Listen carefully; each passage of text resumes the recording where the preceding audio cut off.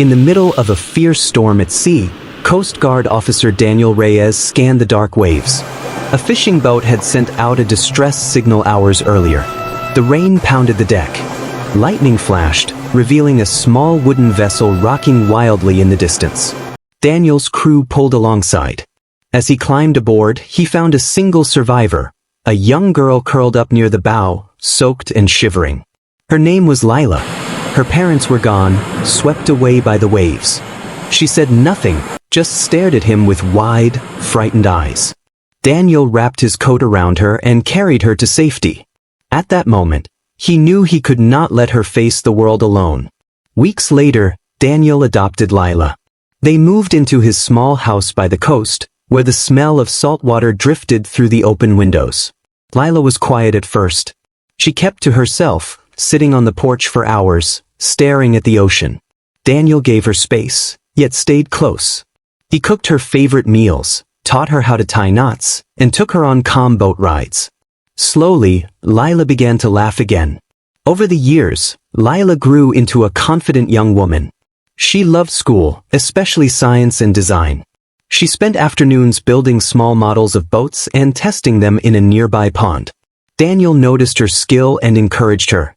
He bought her books on engineering, gave her tools from his workshop, and introduced her to friends who worked in shipyards.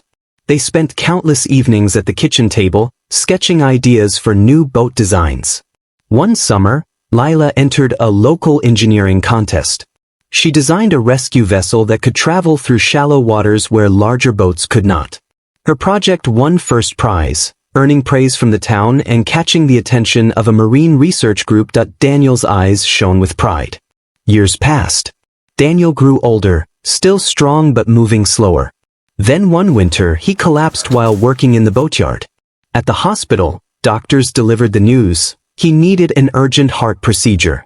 The operation was rare, and the equipment required a special alloy found only in a remote island nation.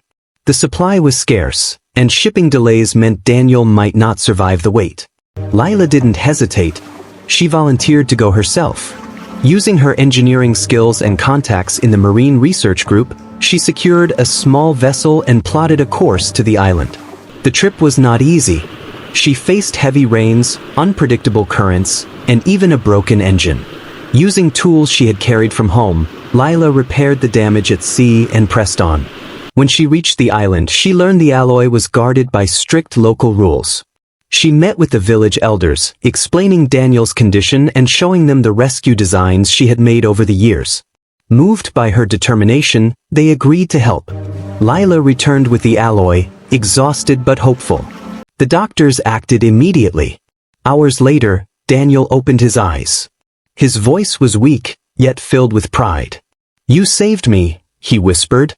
As they sat together on the porch weeks later, the sun setting over calm waves, Daniel realized their journey had come full circle. Years ago, he had rescued a frightened little girl from a storm. Now, she had crossed the ocean to rescue him. Their story was proof that love and courage can travel any distance. And sometimes, the life you save will someday save yours. If this story touched your heart, don't forget to give it a thumbs up. Love hearing true stories that inspire? Tap that subscribe button and ring the bell so you never miss the next one. Thanks for watching. We'll see you in the next story.